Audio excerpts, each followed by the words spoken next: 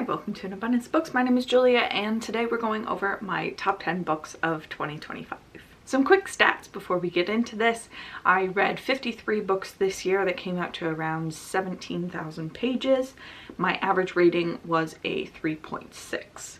It felt like not a great reading year for me for whatever reason. I feel like I didn't have as many like huge wins, and I had some like real disappointments this year of stuff that I was anticipating. But I did a lot of good things this year. My goal this year was to use the library a lot more, and I definitely did that.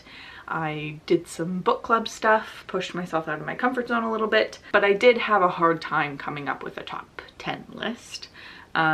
Going through it, actually, I liked things a lot more than I thought I did, but maybe my memory is just going. That's probably it. Let's start off in the number 10 spot with Atmosphere by Taylor Jenkins Reid. I am a Taylor Jenkins Reid girl. Seven Husbands of Evelyn Hugo is maybe my favorite book of all time. That's just sort of like my placeholder spot, but I'll have to reread it and find out. But the reason this is in the number 10 spot is because I remember sobbing. I read this while I was on vacation with friends, and like I just had a minute where I was like, just leave me alone to cry. I remember being very disappointed in it. It's about this woman who is training to be an astronaut. It's a historical fiction, and she's in like the first class that has women in it. And I wish it was more about being an astronaut. It's subtitled A Love Story, and I think that the love story took over the atmosphere part, and that was the stuff I was more interested. But like, she's so good at writing, she's so good at making these like compelling and tragic characters. We have no choice but to stan. In the number 9 spot, I have The Will of the Many by James Islington. This one came out of nowhere and everybody was loving it, and I am no exception. I think about this book weekly, certainly.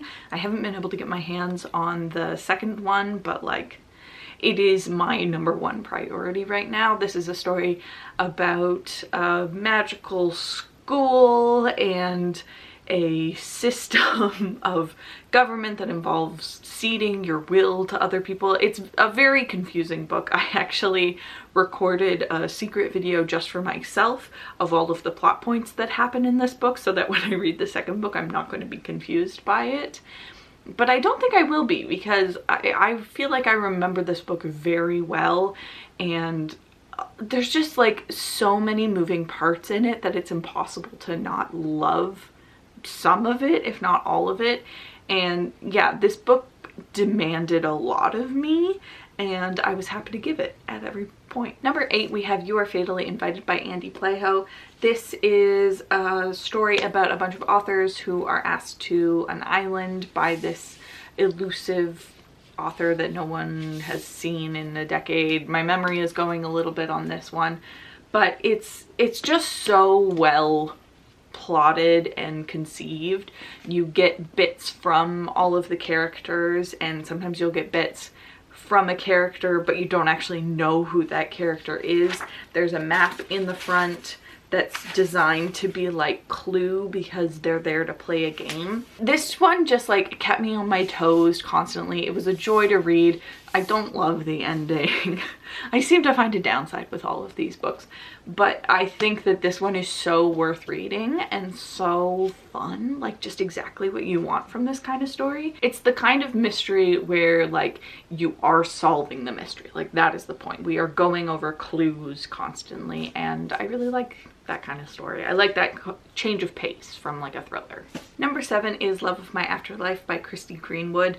This book I also read while I was on vacation, and I had the best time with it. This was the book that made me realize what I want in books is just sort of hijinks and shenanigans. I just want like funny stuff to be happening. This book is just like a series of ridiculous events that I loved so much. It's about this woman who dies and then is sent back in order to find the love of her life that she met in the afterlife for like half a second.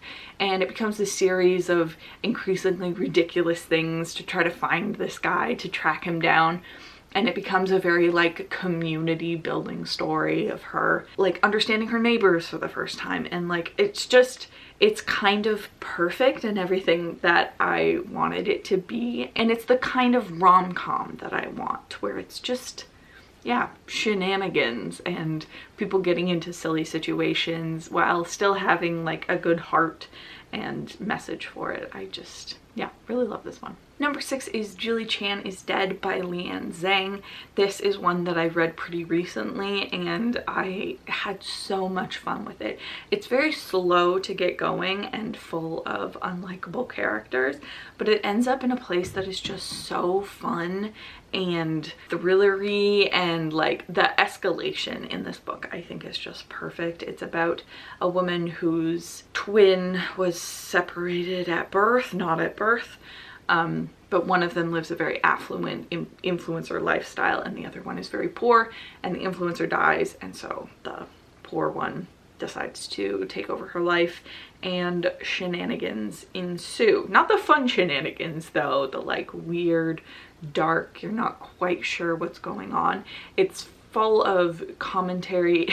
My favorite thing about this book is that the author is a Chinese Canadian woman who had a stint as a skincare beauty creator and then went to school for psychology and criminology. And when they say write what you know, like she just put everything that she knows into this book and it feels fully realized because of that. Like Julie is this, well, no, not Julie.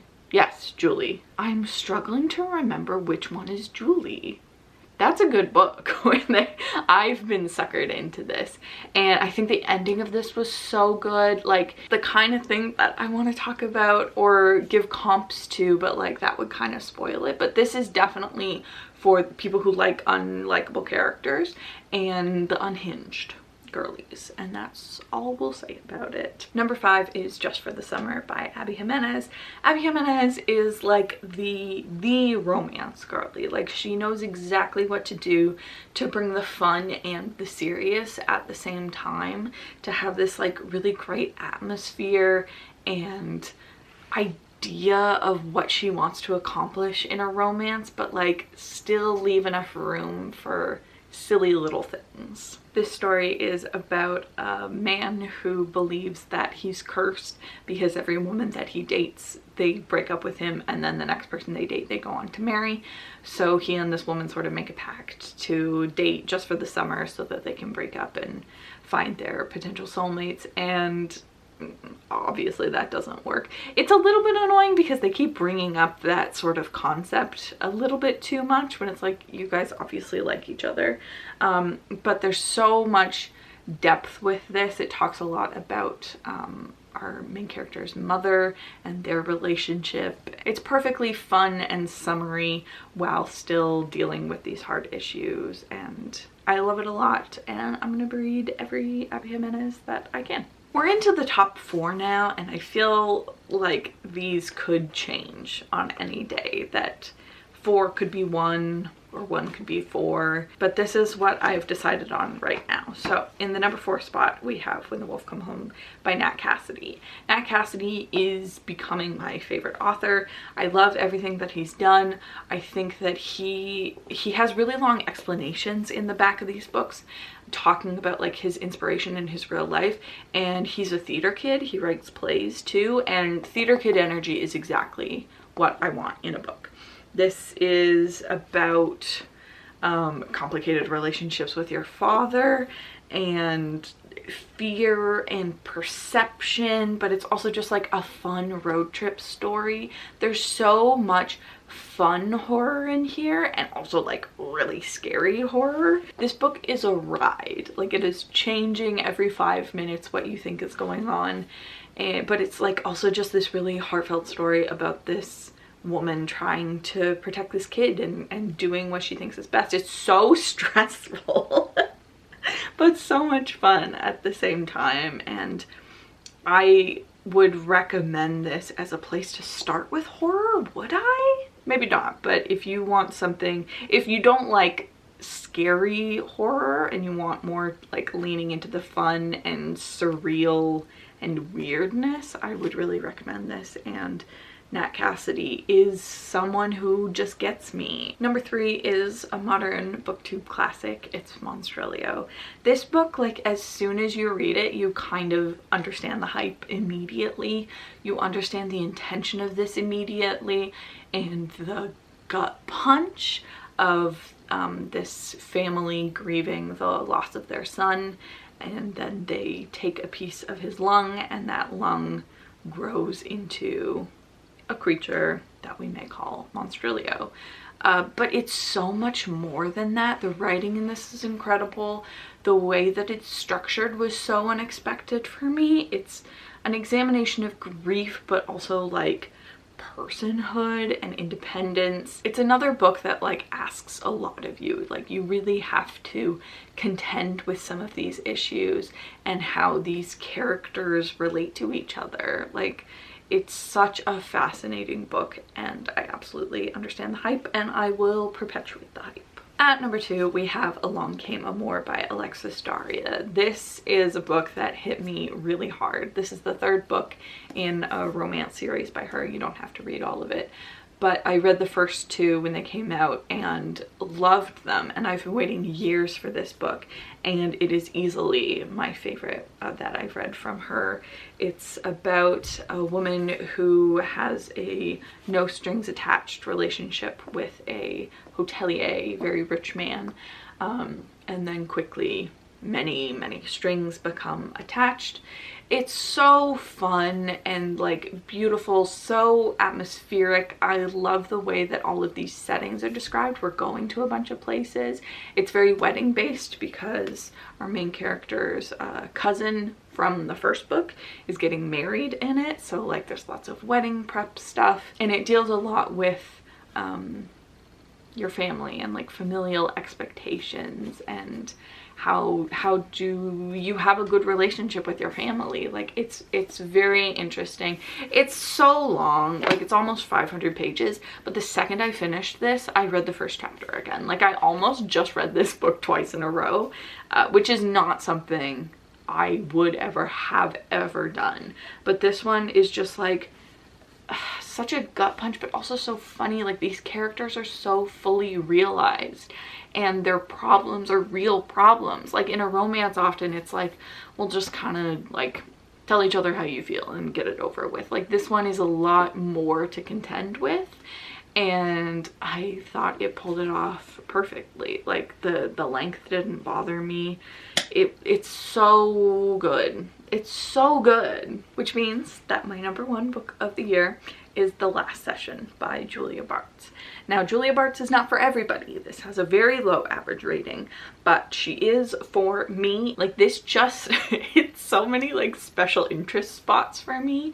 And it's a weird book. It's messy, it's confusing, but it works so well for me. I really don't want to say much about this book. It's about a woman who works in a psych ward, I think, and then this patient comes in that she sort of recognizes. She's a minor celebrity, and it takes her down a rabbit hole that ends up in a wellness retreat in the middle of the desert, and it gets weird. Like it's just sort of weird on top of weird on top of weird in a way that I appreciated so much. And it's such a like slow build too. I guess like kind of similar to Julie Chan, where like we start off in this very normal place and there's just hints that things are weird, and then they get a little weirder and a little weirder.